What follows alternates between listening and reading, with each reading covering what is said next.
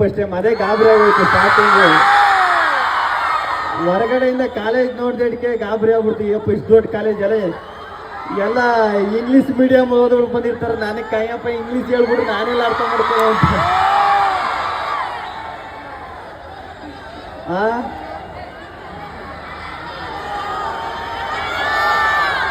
ನಿಮ್ಮ ನೋಡ್ರೆ ಗಾಬರಿ ಆಯ್ತಾ? ನಾನು ಎಷ್ಟೆಷ್ಟೋ ಸ್ಟೇಜ್ ಹತ್ಬಿಟ್ಟವನಿ, ಇಲ್ಲಿಗೆ ಬಂದಲ್ಲಿ ಫಸ್ಟ್ ಟೈಮ್ ಗಾಬರಿ ಆಯ್ತದ ನೋಡ್ರಿ. ಸಖತ್ತು ಖುಷಿ.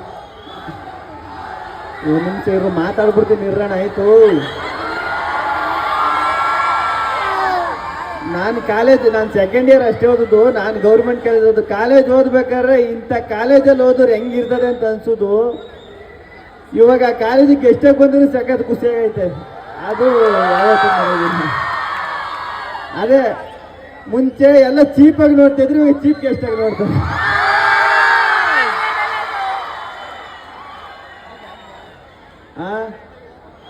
ನೀವೇ ಸೈಡ್ಗೆ ಹೋಗ್ಬಿಟ್ರಿ. ನನಗೆ ಇವ್ರು ನೋಡ್ಬಿಟ್ಟು ಗಾಬರಿ ಹೋಗ್ಬಿಡ್ತು. ಏನ್ ನಾನು ರಿಸೆಪ್ಷನ್ಗೆ ಏನಾರು ಬಂದ್ಬಿಟ್ಟಿದ್ದೀನಿ,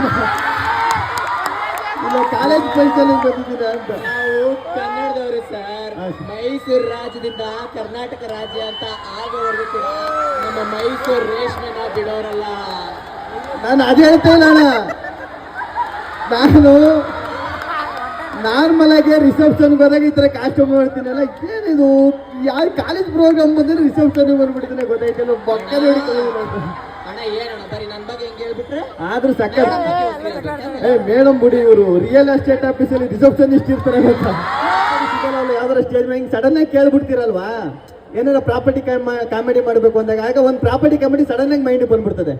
ಇದೇನು ಸ್ಟೇಜು, ನಿಮ್ಮನ್ನ ನೋಡಿ ಕೋಮಾಗೋದೆ, ಕೋಮಾ ಸ್ಟೇಜು. ಇದನ್ನು ಸಪ್ತಗಿರಿ ಕಾಲೇಜಿಗೆ ಬಂದು ಸಖತ್ ಖುಷಿ ಆಯಿತು. ವರ್ಷ ಕರೀತಾರೆ ಬಟ್ ಲವ್ ಸುಮ್ಮನೆ ಇರಲಿ ಯಾಕಲ. ಅವಾಗಿಂದ ನಾನು ಮಾತಾಡ್ಬಿಡ್ತೀನಿ. ಅದೇ ಅವರು ಕೂಗ್ತಾ ಇರೋದು ಬೇಜಾರೈತಲ್ಲ, ಕಾವು.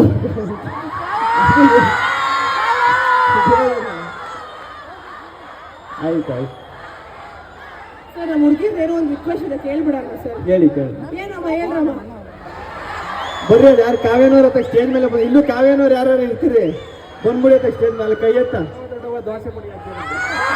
ಅಲ್ಲ ಸರ್, ನಾನು ಸ್ಕೂಲ್ ಫಂಕ್ಷನ್ಗೆ ಹೋಗ್ತೀನಿ, ಅಲ್ಲಿ ಮಕ್ಕಳು ಕೇಳ್ತಾರೆ ಸರಿ. ಇಲ್ಲೆಲ್ಲ ಇನ್ನೊಂದು 7 ವರ್ಷ ಹೋದ್ರೆ ಇವ್ರಿಗೆ ಮಕ್ಕಳು ಇರ್ತಾರೆ. ಇಲ್ಲಿಗೆ ಬಂದ್ಬಿಟ್ಟು ದೊಡವ ದೋಸೆ ಕೊಡುವಂತ ಆಡುವಂತದ್ರಿ ಹೆಂಗೆ? ಟ್ರೆಂಡು. ಹೌದಾ ಮೇಡಮ್? ಹೇಳಿ ಸರ್. ಆಯ್ತು ಮೇಡಮ್. ದೊಡವ ದೋಸೆ ಕೊಡು ನಮ್ಮಪ್ಪ ರಾಜ, ಸಾರ್ಗಾಕೋ ಸೊಪ್ಪು. ಇವಾಗ ನನಗೊಂದು ಸ್ಕೂಲ್ಗೆ ಏನಾದ್ರು ಬರ್ಬಿಟ್ಟು ಮಿಸ್ ಸಖತ್ ಖುಷಿ ಆಯ್ತಲ್ಲ. ನಿಮ್ಮ ಆ್ಯಂಕರಿಂಗ್ ಸಖತ್ ಇಷ್ಟ ಆಯ್ತು, ಸೀರಿಯಸ್ ಖುಷಿ ಆಯ್ತು ಸರ್. ಮೇಡಮ್ ನಿಮ್ಮ ಆ್ಯಂಕರಿಂಗ್ ಸೂಪರ್ ಆಗಿತ್ತು ಮೇಡಮ್.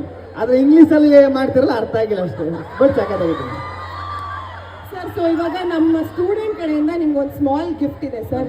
ಮಿಥುನ್ ಅಂತ, ಅವನು ಸ್ಟೆನ್ಸಿಲ್ ಆರ್ಟಿಸ್ಟು. ಸೊ ನಿಮಗೋಸ್ಕರ ಒಂದು ಡ್ರಾಯಿಂಗ್ ಮಾಡ್ತಾ ಇದ್ದಾರೆ, ಅದನ್ನ ನಿಮಗೆ ಪ್ರೆಸೆಂಟ್ ಮಾಡಬೇಕು. ಪ್ಲೀಸ್ ಕಣ್ಮುಚ್ಕೊಳ್ಳಿ ಸರ್. ಇಲ್ಲ ನಿಮ್ಮ ಕಣ್ಣು ಮುಚ್ಕೋಬೇಕು. Super. Mithun bro, thanks bro, ಚೆನ್ನಾಗಿದೆ.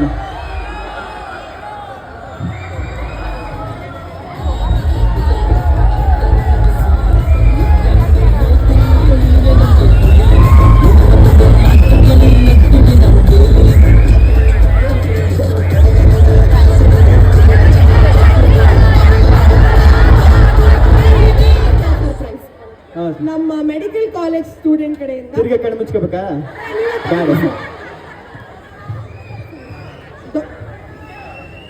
ಡಾಕ್ಟರ್ ಕಶ್ಯಪ್ ಅವರಿಂದ we have another small gift. ನಂದೇನಾರು ಎಕ್ಸ್ರೇ ತೆಗಿಸಿ ಡಾಕ್ಟ್ರ್ ಬರೋಂತ. ಓ ನೀವು